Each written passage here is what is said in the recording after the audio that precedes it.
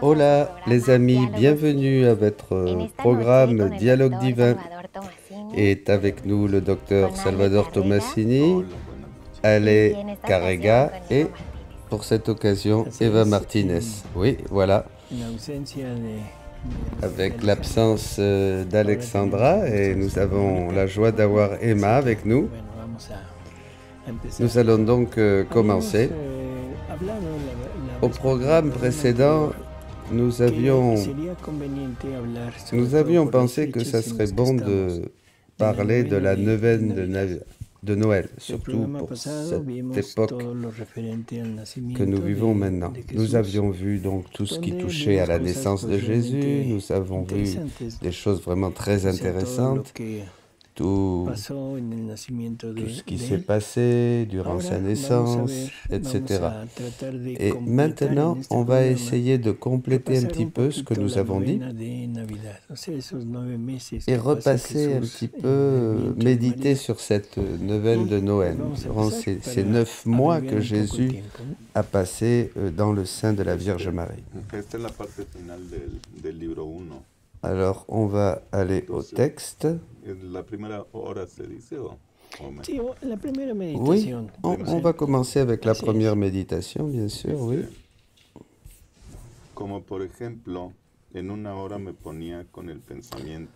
À une de ces heures, par exemple, je me transportais en pensée au paradis et j'imaginais la très sainte Trinité.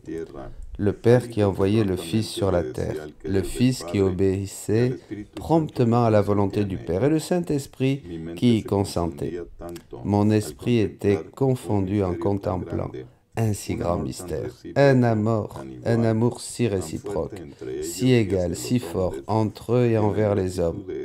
Et ensuite, en voyant l'ingratitude des hommes et surtout la mienne, j'y serais resté non pas une seule heure, mais toute la journée. Mais une voix intérieure m'a dit, c'est assez pour le moment, viens voir d'autres plus grands excès de mon amour. Luisa entre dans cette ambiance de la divine volonté. Elle se fond dans la divine volonté. Et elle va passer tout ce temps de l'incarnation du Verbe. Ici, elle est à ce moment où la Trinité décide cette incarnation. Et ce qui est intéressant de mettre en valeur ici, c'est cette uniformité de volonté et d'action des trois divines personnes. Il n'y a pas de divergence.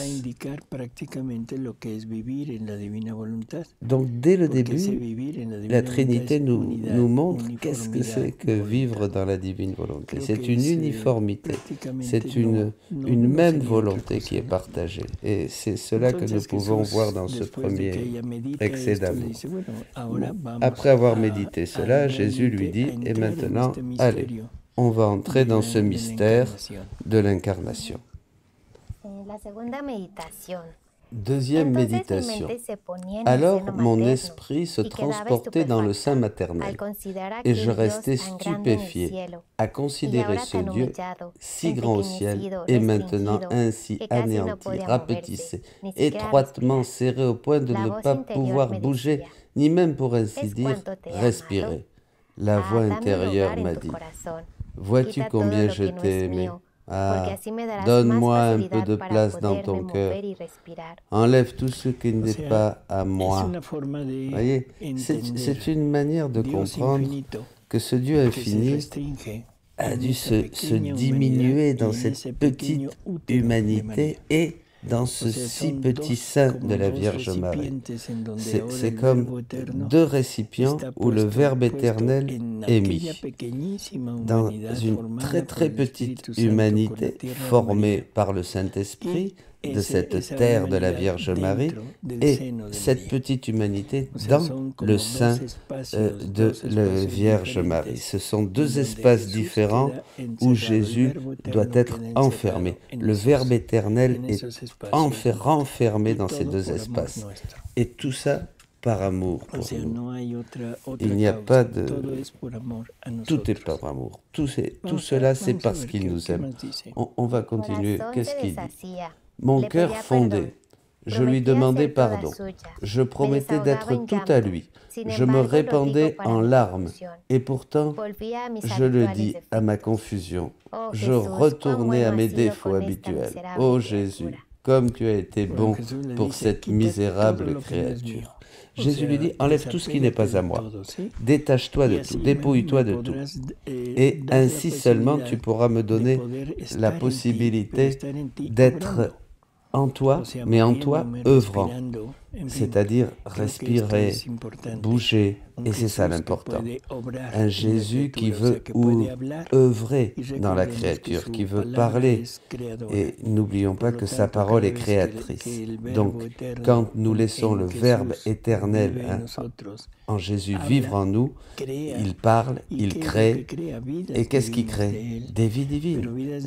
Des vies divines qui nous font grandir à nous, dans la vie divine. Des vies divines qui nous font grandir dans sa vie divine. Troisième méditation. Ma fille, pose ta tête sur le sein de ma mère, regarde en elle ma petite humanité. Mon amour me dévorait, les incendies, les océans, les mers immenses de l'amour de ma divinité m'inondaient, me réduisaient en cendres, élevaient leurs flammes si haut qu'elles s'élevaient et s'étendaient partout, à toutes les générations, du premier au dernier homme. Et ma petite humanité était dévorée au milieu de tant de flammes. Mais sais-tu ce que mon amour éternel voulait que je dévore? Ah, les âmes. Et je fus donc heureux quand je les eus toutes dévorées.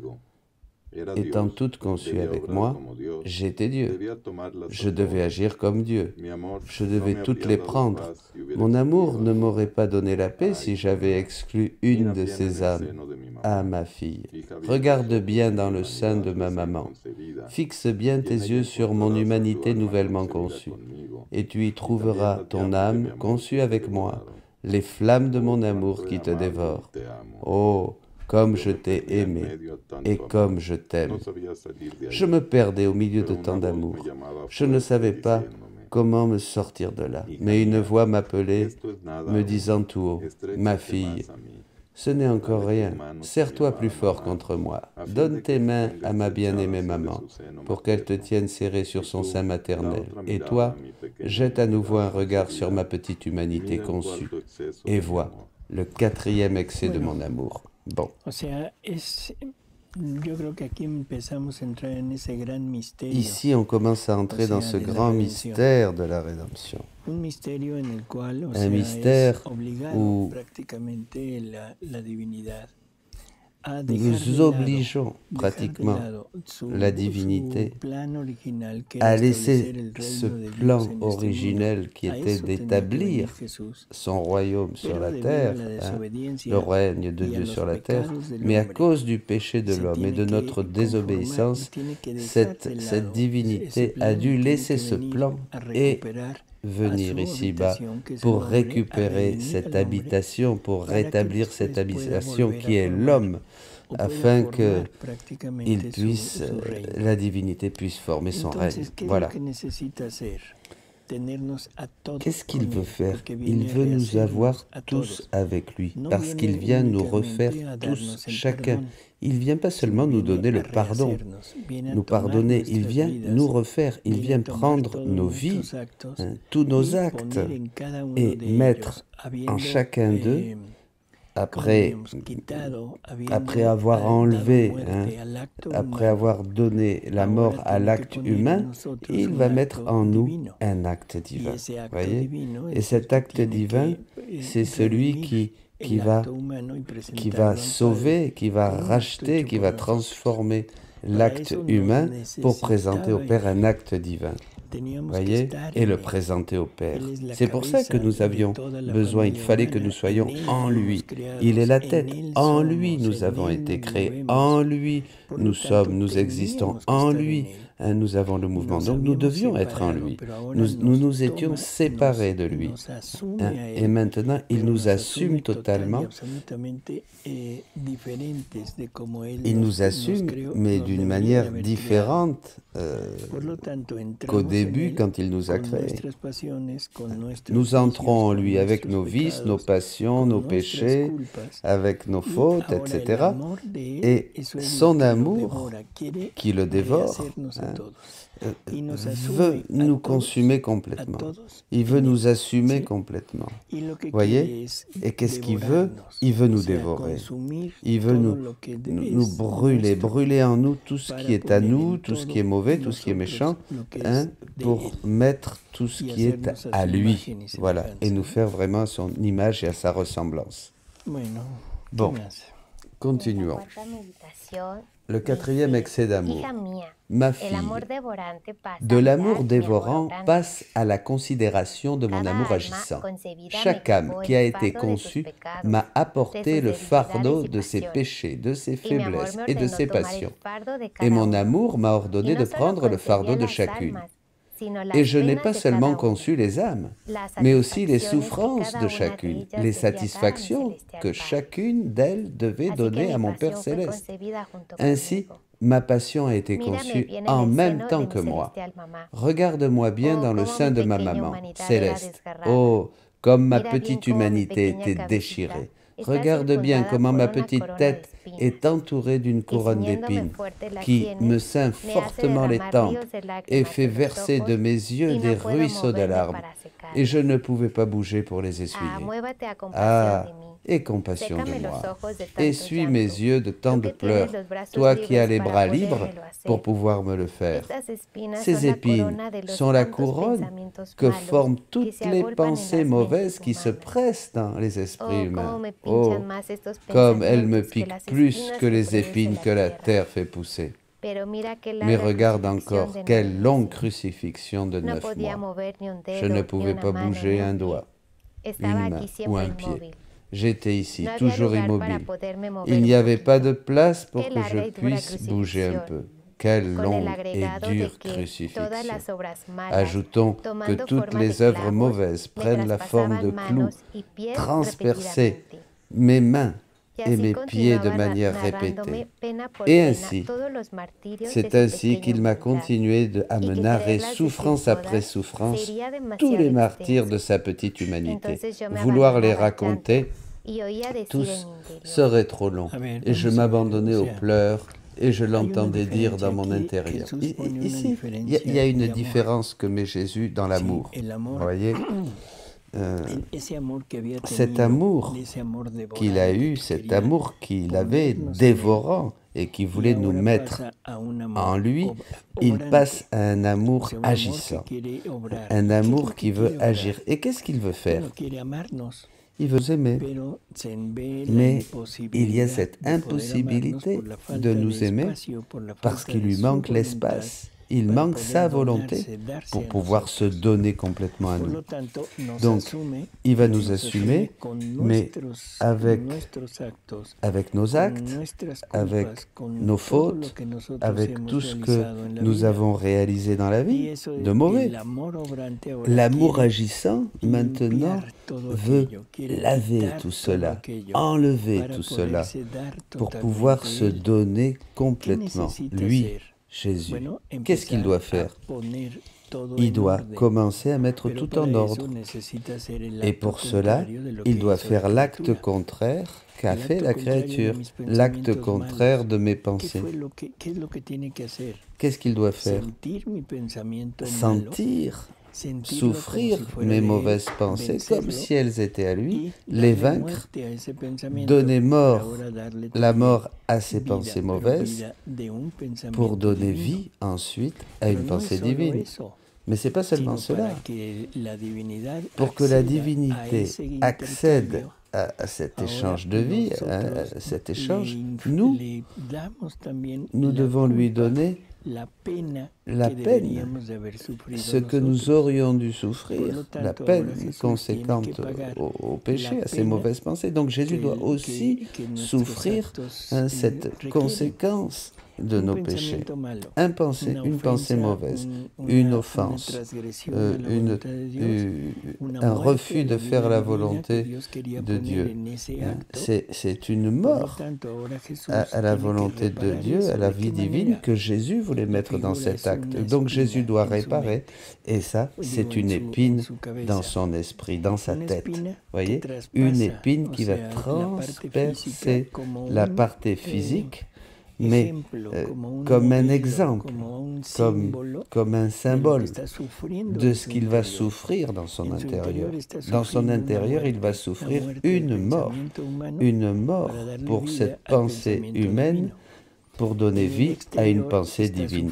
Extérieurement, on va avoir une épine, il va souffrir une épine qui va lui transpercer la tête, mais c'est un symbole de cette pensée qui le fait souffrir, de cette pensée humaine qui le fait souffrir. Vous voyez?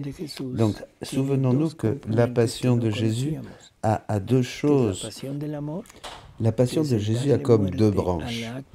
La passion de l'amour, où il donne mort à l'acte humain qui aurait dû donner de l'amour et glorifier la divinité, pour le glorifier, et la passion du péché qui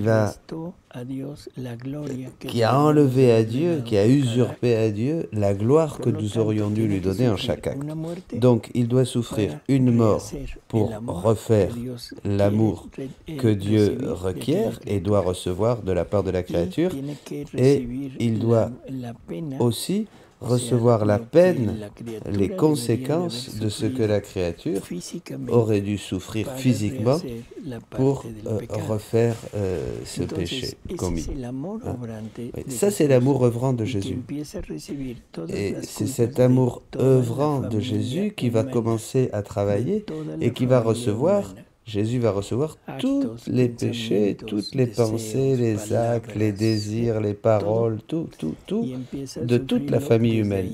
Et il va commencer à le souffrir déjà depuis le sein maternel. Vous voyez, dans cette image, dans cette icône, dans cette représentation de la Vierge de Guadalupe que nous célébrons, on la voit enceinte. Oui. Elle est enceinte, mais ce n'est pas une joie, elle n'est pas enceinte joyeusement, parce que l'enfant en elle souffre pour nous refaire. Donc elle est enceinte d'une manière douloureuse, elle est enceinte douloureusement, parce qu'elle est au jour à jour à la paire avec les souffrances de son Fils. Donc, faisons attention à ça pour comprendre un petit peu plus ce mystère de Marie et de Jésus, ce mystère de l'incarnation du Verbe éternel, ce mystère de Marie, la Vierge de Guadalupe, qui apparaît sur cette terre et qui apparaît enceinte dans cette terre. Et souvenons-nous du message qu'elle est venue nous donner. Qu'est-ce qu'elle dit, la Vierge Marie? Je veux un temple, je veux une église ici, parce que c'est à partir d'ici que je veux donner mon amour. C'est à partir d'ici que je veux donner mon Fils, que je veux leur donner mon Fils qui est en train de souffrir pour vous, mon Fils qui s'est réduit pour vous, parce qu'il vous aime, pour pouvoir mener à bien et à terme ce règne de sa volonté en vous, pour que le Christ règne en vous, parce que c'est ça le règne du Christ en ce monde. Voilà. Donc n'allons pas seulement avec cette idée de Marie est enceinte, quelle joie, quel bonheur, elle est heureuse, etc. Le petit est aussi joyeux dans son sein. Non, pas du tout. C'est pas du tout ça. C'est une joie immense, bien sûr, parce que c'est le début du règne de Dieu sur cette terre. C'est le début de cette rédemption du genre humain qui va nous racheter et commencer ce règne du Christ sur la terre. Mais en même temps, c'est un règne qui se tient avec beaucoup de souffrances. Rappelons-nous les souffrances, les paroles de Jésus à Pilate. Mon règne n'est pas de ce monde, mon royaume n'est pas de ce monde. Et cette parole longue étendu dans tous les écrits de Louisa. Mon règne, ce sont mes plaies. Mon règne, ce sont mes douleurs. Mon règne, c'est mon sang, ce sont mes souffrances. Parce qu'ici, je vous récupère tous. Il nous reprend tous. Vous voyez? Donc, quand on parle de cet amour dévorant et de cet amour agissant, dans la 3e et 4e méditation de la neuvaine, il nous demande que nous ayons compassion de lui et compassion de moi. Entre dans cet intérieur, entre dans l'intérieur de ma mère, entre dans le sein de ma mère, et nettoie-moi, sèche mes larmes, mes pleurs, console-moi, toi qui peux le faire maintenant. Parce que je ne peux pas bouger, mais toi tu peux bouger. Console-moi, vous voyez les rondes là? Fais tout ce qui est nécessaire pour pouvoir me sauver et me soulager de cette souffrance dans le sein de ma mère. Les œuvres mauvaises que nous avons faites prennent la forme de clous. Et Jésus est crucifié dans le sein de Marie. Il est flagellé, il est moqué, il est frappé. Nous n'avons pas cette joie exclusivement, vous voyez. Il faut comprendre en plus que c'est par amour pour nous qu'il est venu et que Marie participe à cet amour pour nous. Continue. Ma fille, je voudrais t'embrasser, mais je ne peux pas. Il n'y a pas d'espace. Je suis immobile. Je ne peux pas le faire. Je voudrais venir vers toi, mais je ne peux pas marcher. Pour l'instant, embrasse-moi et viens à moi. Ensuite, quand je sortirai du sein de ma mère, je viendrai à toi. C'est incroyable, cette infinité de Dieu réduite à ce petit espace. Et il nous dit qu'il ne peut pas venir à nous, mais que nous, si, nous pouvons aller jusqu'à lui. Nous pouvons l'embrasser, nous pouvons le consoler, ici, dans le sein de la Vierge Marie. Et viens à moi. Et il nous fait une promesse, viens à moi. Et quand je sortirai, eh bien, je viendrai vers toi. Vous voyez, c'est ce que nous voulons continuellement, que Jésus vienne à nous et établisse son règne en nous. Donc, on commence par le commencement. Allons à lui dans le sein de la Vierge Marie. Voilà le commencement. Mais alors que dans mon imagination, je l'embrassais, je le serrais fortement sur mon cœur, une voix intérieure me disait « Allez, assez, pour maintenant ma fille, et passe à la considération du 5e excès de mon amour. » 5e excès d'amour. Puis, la voix intérieure continuait « Ma fille, ne t'éloigne pas de moi. Ne me laisse pas seul. Mon amour veut de la compagnie. C'est un autre excès de mon amour qui ne veut pas être seul. Mais sais-tu de qui il veut cette compagnie? De la créature. Tu vois, dans le sein de ma maman, avec moi, se trouvent toutes les créatures conçues avec moi. Je suis avec elles, tout amour. Je veux leur dire combien je les aime. Je veux leur parler pour leur raconter mes joies et mes souffrances, pour leur dire que je suis venu parmi elles pour les rendre heureuses, pour les consoler, et que je serai au milieu d'elles comme leur petit frère, donnant à chacune tous mes biens et mon royaume, au prix de ma mort. C'est ce que nous disions. Ne t'éloigne pas de moi. Il est seul. Il nous a assumés tous. Il nous a tous assumés, toute la famille humaine. Et donc, seul? Non, il n'est pas seul. Il est seul au plan affectif. il est pas seul. Le Père, le Fils et le Saint-Esprit sont ensemble, bien sûr. Ils forment une unité, ils sont inséparables. Mais ça, c'est la partie divine. Hein? Souvenons-nous que Jésus est vrai homme et vrai Dieu. Sur le plan divin, il est complètement heureux, dans la plénitude. Et il transmet cette plénitude à son humanité, bien sûr. Mais la partie humaine reste seule. La partie humaine n'a pas de compagnie. Vous comprenez? Donc ce qu'il veut, c'est une compagnie d'amour. C'est une compagnie où il peut aimer et être aimé. Et ce qu'il a, c'est une compagnie qui ne le reçoit pas, qui ne l'aime pas, mais en plus qui le déteste. Pourquoi je dis déteste? Parce que si l'amour, c'est se donner, le contraire de l'amour, c'est ne pas se donner. L'humanité n'aime pas, déteste Jésus. Elle ne se donne pas à Jésus. Et c'est pour cela qu'il est seul. Donc, l'âme qui vit dans la divine volonté a cette facilité, cette possibilité d'être avec lui, d'être avec cette humanité de Jésus, d'accompagner cette humanité de Jésus, d'être ensemble avec lui. Donc, regarde, toutes les créatures ont été conçues avec moi. Je suis avec elles, tout amour. Je veux leur dire combien je les aime. Je veux parler avec elles pour leur dire toutes mes joies, toutes mes douleurs, pour leur dire que je suis venu pour les rendre heureuses. Et que je serai au milieu d'elles comme leur petit frère, donnant à chacune tous mes biens et mon royaume au prix de ma mort. Je veux leur donner tout, mais personne ne veut me recevoir. Ils ne me reçoivent pas, ils ne m'écoutent pas. Et c'est cela qui fait souffrir Jésus. Au moins une seule créature qui l'aime,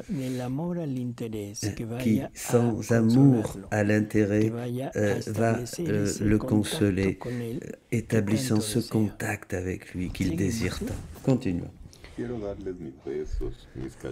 Je veux leur donner mes baisers, mes caresses, je veux m'amuser avec elles, mais hélas, que de douleurs elles me donnent. L'une me fuit, une autre fait la sourde oreille et me réduit au silence.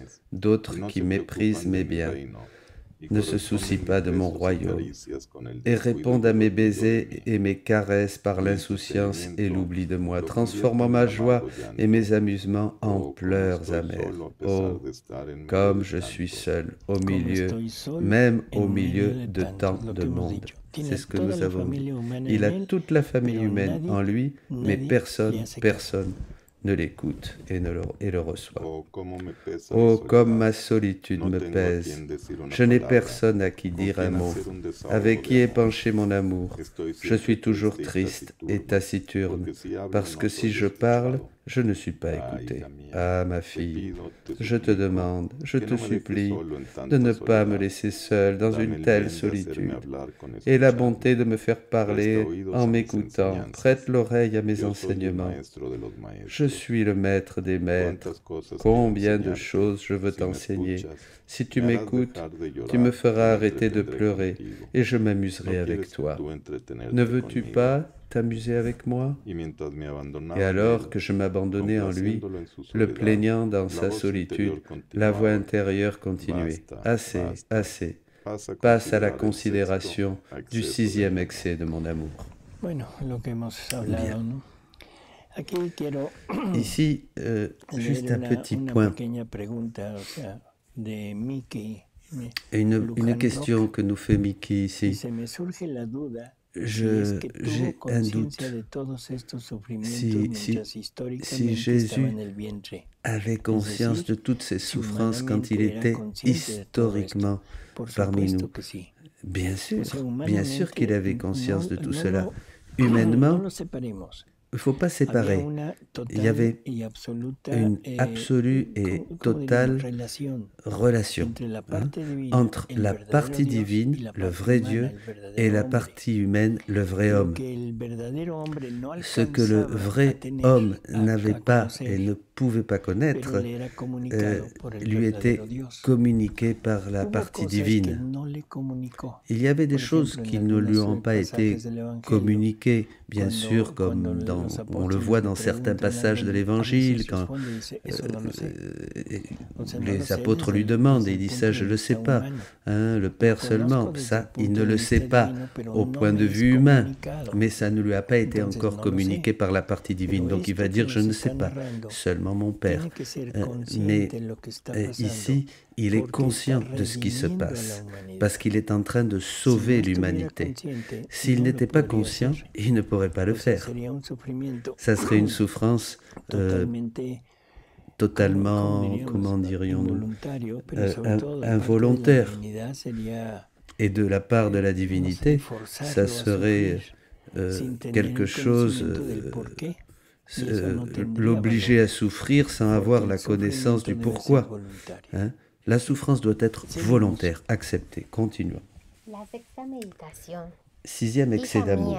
Ma fille, viens, prie ma bien-aimée maman de te donner une petite place dans son sein maternel, afin que tu puisses toi-même voir l'état douloureux dans lequel je me trouve.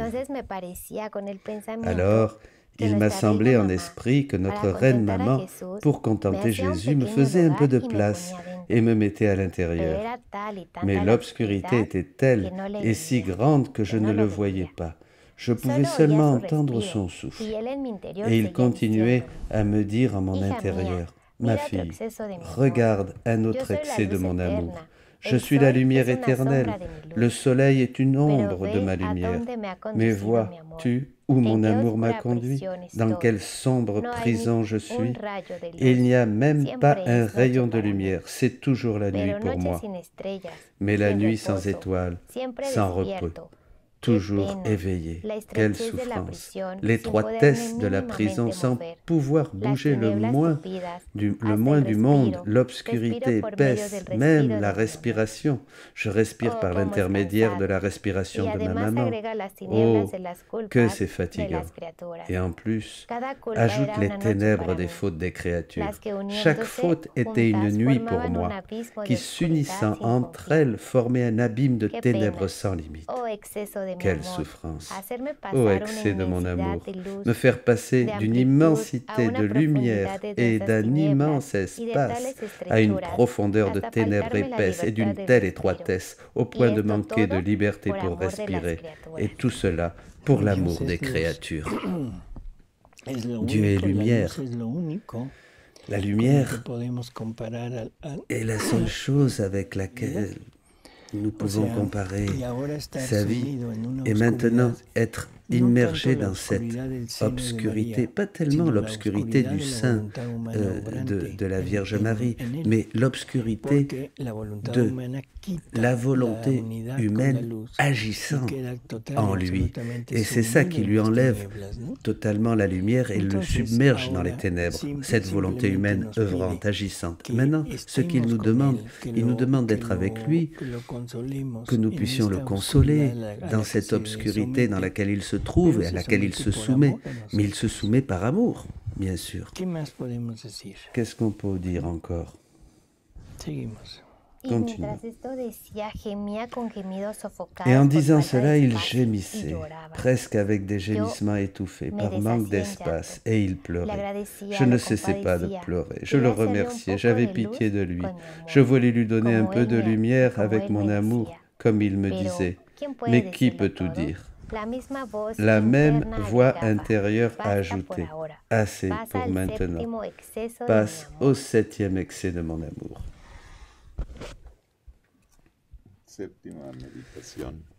7e excès d'amour. La voix intérieure continua. « Ma fille, ne me laisse pas seule dans une telle solitude et dans une telle obscurité. Ne sors pas du sein de ma maman, afin que tu vois le 7e excès de mon amour. Écoute-moi. Dans le sein de mon Père céleste, j'étais pleinement heureux. Il n'était aucun bien que je ne possède. La joie, le bonheur, tout était à ma disposition. Les anges, pleins de révérence, m'adoraient et se tenaient à ma disposition. Ah, l'excès de mon amour, pourrais-je dire, me fit changer le sort. Il m'a confiné dans cette lugubre prison. Il m'a dépouillé de toutes mes joies, de mon bonheur et de mes biens, pour me revêtir de tout le malheur des créatures. Et tout cela pour faire l'échange, pour leur donner ce qui est à moi, mon sort, mes joies et mon bonheur éternel. Ça, c'est l'échange que Jésus veut faire avec nous, que nous lui donnions tout ce qui est à nous pour qu'il puisse nous donner tout ce qui est à lui. Et il veut ce qui est à nous. Quelquefois, on n'a pas compris. On pense, donne-moi ta vie et moi je te donne la mienne. Alors on se demande avec Louisa, et alors, pourquoi tu veux ma vie? Qu'est-ce que tu vas faire avec ma vie? Et on avait pensé que c'était la détruire, la mettre à mort, la mener à la croix, et puis la déposer dans le sépulcre pour ressusciter avec lui à une vie glorieuse. Et cette résurrection, c'est exactement ce qu'il veut pour nous. Mais c'est une résurrection dans laquelle il nous donne son amour, il nous donne sa vie, il nous donne tout ce qui est à lui. Et à ce moment, nous avons exactement la même chose que lui. Nous avons par grâce ce qu'il a par nature. Voyez ? Il nous fait ce don. Et cette vie divine qui maintenant il nous partage, c'est ça. C'est cela, c'est cet échange, c'est pas une vie de péché. Cette vie de péché, on la lui donne pour qu'il la détruise. Ce qu'il veut, c'est la vie divine qui se forme en nous. C'est cette vie qu'il veut recevoir, cette vie divine qui se forme en nous, qu'il nous donne. Et alors là, il me donne de la vie divine et je lui donne de la vie divine. Et là, je comprends ce que dit Jésus. Vivre dans la divine volonté, c'est donner Dieu à Dieu. Laissons-le nous partager tout ce qui est à lui pour pouvoir, à partir de nous, lui rendre et lui offrir cette vie et avoir cette relation d'égal à égal avec lui. Continuons.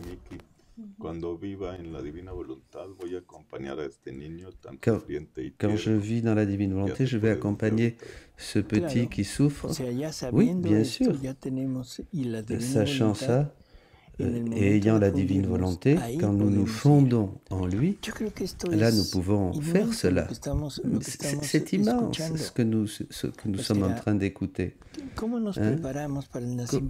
nous préparons-nous pour la naissance, à la naissance de Jésus? Grande joie, grande fête, on s'embrasse, l'esprit de Noël, tout ce que nous avons déjà commenté dans d'autres programmes. On ne va pas revenir là-dessus. Mais qu'est-ce que nous voulons avoir?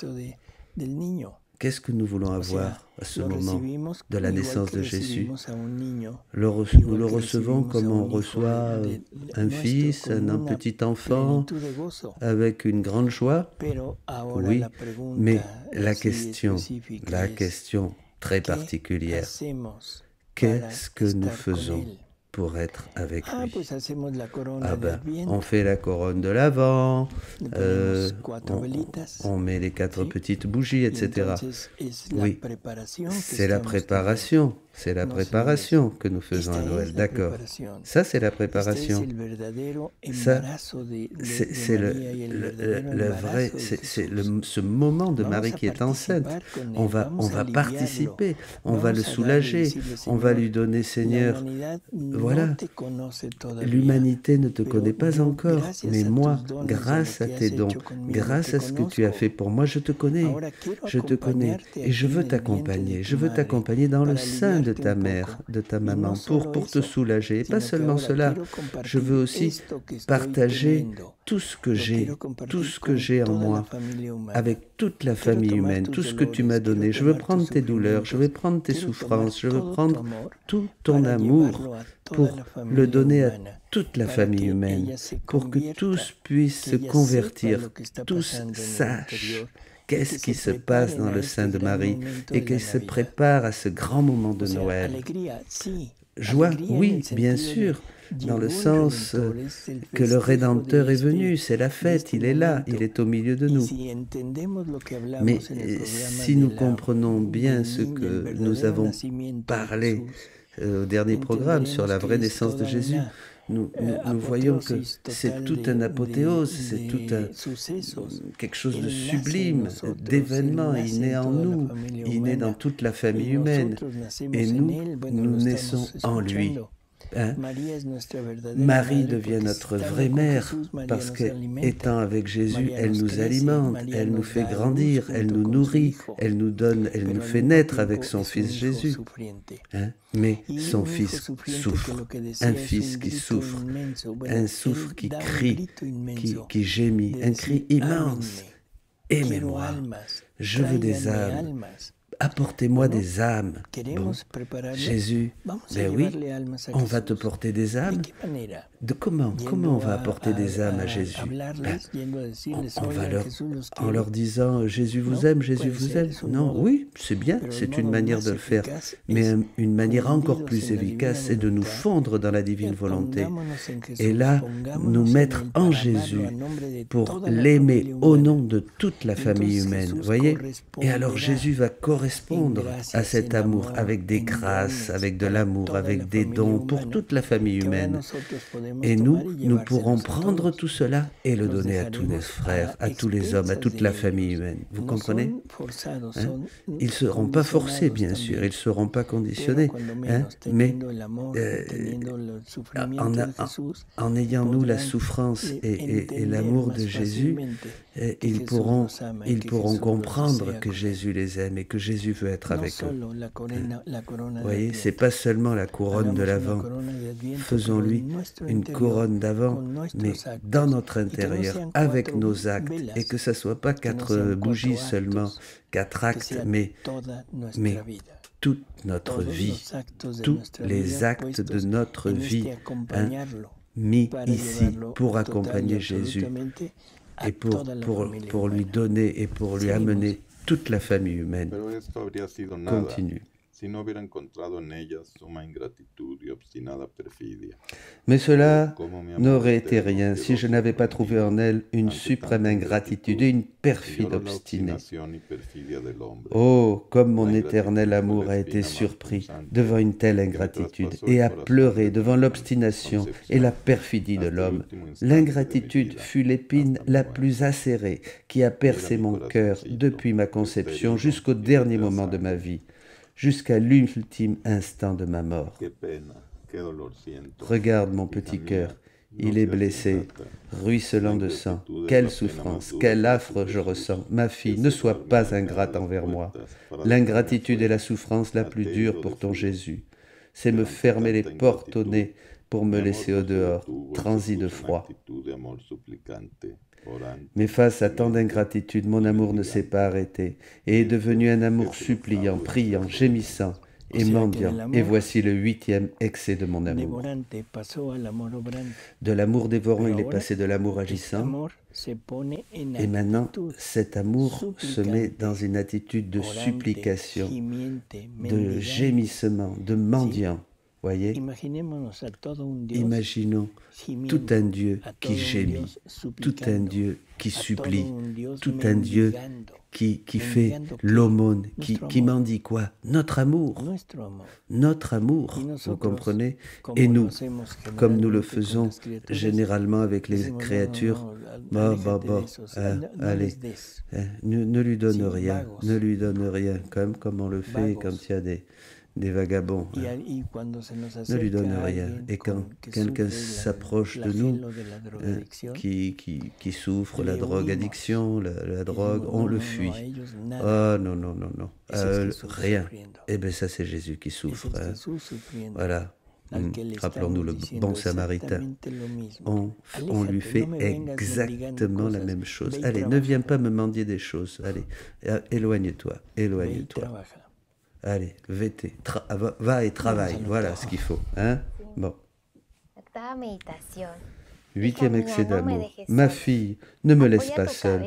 Repose ta tête sur le sein de ma maman bien-aimée, car même à l'extérieur tu entendras mes gémissements, mes supplications. Et voyant que ni mes gémissements, ni mes supplications n'émeuvent la créature à la compassion pour mon amour, j'agis comme le plus pauvre des mendiants. Étendant ma petite menotte, ma petite main, je demande leur pitié, et au moins à titre d'aumône, leur âme, leur affection et leur cœur. Voyez, Jésus, mendiant. Jésus fait de l'aumône. Et à qui il demande? À un ingrat, un fils ingrat. Un fils. Oui, oui.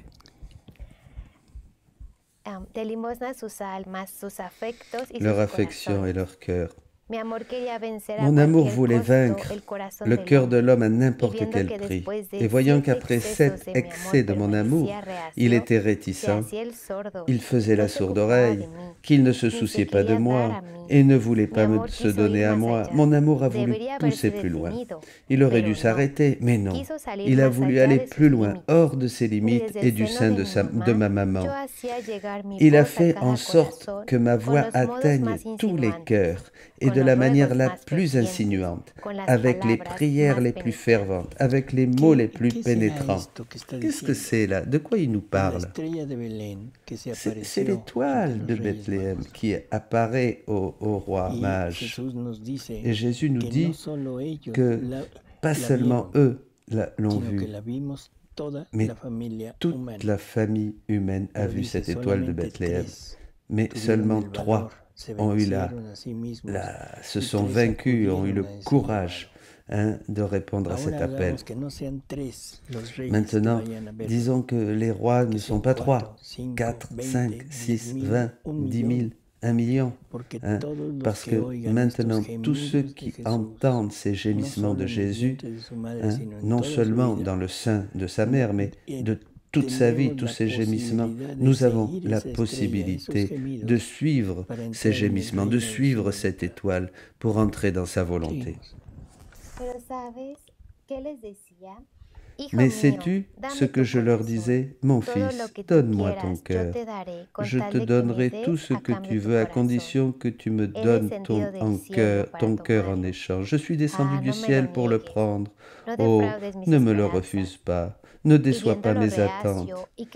Et le voyant réticent, et voyant au contraire que beaucoup me tournaient le dos, je commençais à gémir, et je joignais mes petites mains, et pleurant d'une voix étouffée par les sanglots, j'ajoutais, « Oh, je suis le petit mendiant. Tu ne veux même pas me donner ton cœur en aumône. » N'est-ce pas le plus grand excès de mon amour que le Créateur, pour s'approcher de la créature, prenne la forme d'un petit bébé pour ne pas lui inspirer de crainte et demande au moins, comme une aumône, le cœur de la créature, et voyant qu'elle ne veut pas le lui donner, il prie, gémit et pleure.